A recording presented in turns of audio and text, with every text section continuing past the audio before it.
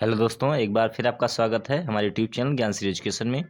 तो आज हम क्लास 12 फिजिक्स के चैप्टर 2 के ऑब्जेक्टिव क्वेश्चंस के बारे में पढ़ेंगे, देखेंगे कैसे उनको सॉल्व करते हैं, क्या उसका आंसर होगा। तो चलिए पहले क्वेश्चन से स्टार्ट करते हैं। पहला क्वेश्चन दिया हुआ है, एल भुजा के घन के केंद्र बिंदु पर एक आवेश प्लस क्यू रखा है। घन के एक तल से निर्गत वैद्युत फ्लक्स कितने तल से पूछा है? एक तल से। तो घन में टोटल कितने फलक होंगे? टोटल 6 फलक होंगे। तो वैसे क्या होता है वैद्युत फ्लक्स? क्यू अपान एप्सिलॉन जीरो, लेकिन 6 फलक है तो 6 से भाग कर देंगे, यानी क्या हो जाएगा? क्यू बटे 6 एप्सिलॉन जीरो। चलिए अगले क्वेश्चन की तरफ बढ़ते हैं। दूसरा क्वेश्चन है, एक बंद पृष्ठ के भीतर यन वैद्युत द्विध्रुव स्थित है। बंद पृष्ठ से निर्गत कुल वैद्युत फ्लक्स। तो अगर बंद पृष्ठ है और उसमें द्विध्रुव रखा हुआ है तो उससे निर्गत जो कुल वैद्युत फ्लक्स होगा वो कितना होगा? 0 होगा। चलिए अगले क्वेश्चन की तरफ बढ़ते हैं।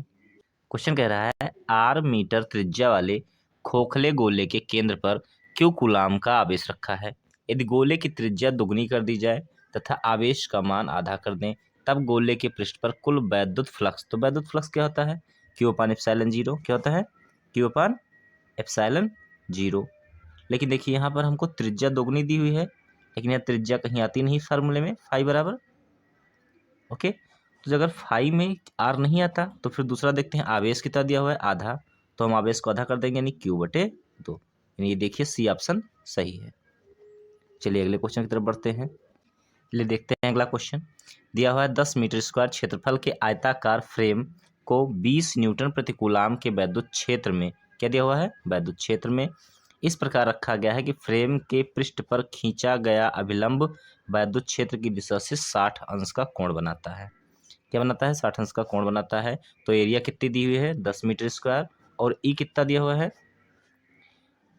20 न्यूटन प्रति कूलाम। देखिए क्या पूछ रहा है? पूछ रहा है कि फ्रेम से गुजरने वाले वैद्युत फ्लक्स का मान न्यूटन प्रति मीटर स्क्वायर प्रति कूलाम में होगा। तो देखिए जो वैद्युत फ्लक्स होता है वो क्या होता है?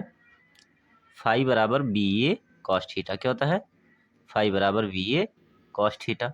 तो बी ए कॉस थीटा करेंगे तो वैल्यू कितनी आ जाएगी? तो करेंगे 10 गुणे 20, 10 गुणे 20 और गुणे कॉस 60। कॉस 60 की वैल्यू कितनी होती है? 1/2। तो कितना हो जाएगा? 100 आ जाएगा। कितना आ जाएगा? 100। अगला क्वेश्चन है, दो प्लेटें जिनमें प्रत्येक का क्षेत्रफल a है, अल्प दूरी d पर एक दूसरे के समांतर रखी हैं। उन पर क्रमशः प्लस क्यू तथा माइनस क्यू का आवेश है। प्लेटों के बीच के स्थान में वैद्युत क्षेत्र होगा। तो वैद्युत क्षेत्र कितना होगा? क्यू बटे एप्सिलॉन जीरो ए होगा। कितना होगा? क्यू बटे एप्सिलॉन जीरो ए। चलिए अगले क्वेश्चन की तरफ बढ़ते हैं।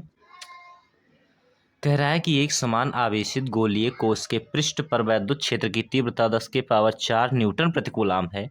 कोश के केंद्र से इनके व्यास के बराबर दूरी पर वैद्युत क्षेत्र की तीव्रता होगी। तो देखिए ई जो होता है 1/r² के प्रोपोर्शनल होता है। तो यहाँ आर कितनी है? व्यास, यानी 2r है। कितना है? 2r।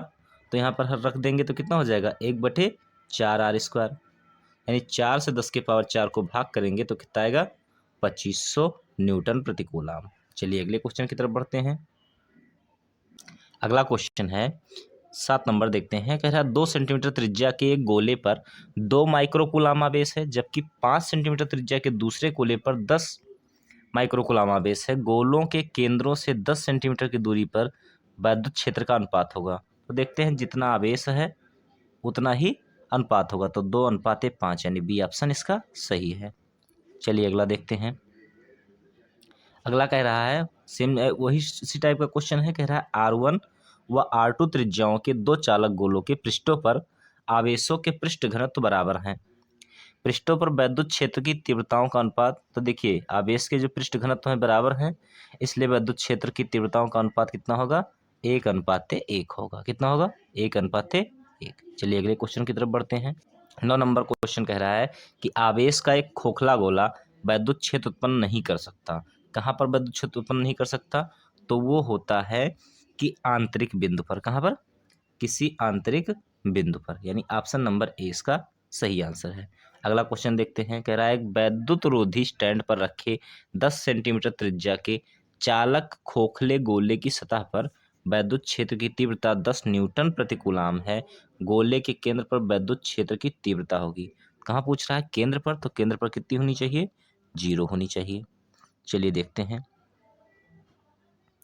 ये रहा ऑप्शन, जहां पर ए ऑप्शन में लिखा हुआ है 0। केंद्र पर कितना होता है? 0 होता है। अगला क्वेश्चन देखते हैं। देखिए अगला क्वेश्चन क्या कह रहा है? कह रहा है एक आवेशित गोलीय चालक में वैद्युत क्षेत्र, तो वैद्युत क्षेत्र ई क्या होता है? ई डायरेक्टली प्रोपोर्शनल 1/r² होता है। तो इसके हिसाब से देखते हैं, पहला ऑप्शन दिया हुआ है, कह रहा है कि एक गोले के भीतर 0 होता है तथा गोले के बाहर भी 0 होता है, तो ये गलत हो गया। दूसरा कह रहा है गोले के भीतर 0 होता है तथा गोले के बाहर दूरी बढ़ने के साथ कम होता है, नहीं, दूरी का स्क्वायर बढ़ने पर कम होता है, इसलिए ये भी गलत हो गया। अगला कह रहा है गोले के भीतर 0 होता है तथा गोले के बाहर दूरी के वर्ग के साथ कम होता जाता है, तो हाँ ये बात सही कह रहा है, क्योंकि ई डायरेक्टली प्रोपोर्शनल 1/r होता है, सी ऑप्शन इसका सही है। चलिए अगला देखते हैं।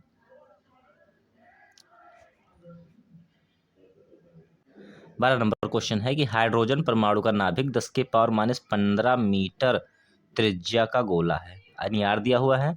नाभिक के पृष्ठ पर वैद्युत क्षेत्र की तीव्रता पूछ रहा है, तो वैद्युत क्षेत्र की तीव्रता होती है ये बराबर 1/4πε0 Q/r²। यहाँ देखिए हाइड्रोजन परमाणु पर आवेश कितना होता है? 1.68 × 10⁻⁻19। कितना होता है? 1.68 × 10⁻⁻19। तो ये सारी वैल्यू यहाँ रखेंगे तो आंसर क्या आ जाएगा इसका? आ जाएगा क्या? ये एक 14.4 × 10⁻20 न्यूटन प्रति कूलाम। यदि वीडियो पसंद आई है तो लाइक कीजिए, शेयर कीजिए, सब्सक्राइब कीजिए। धन्यवाद।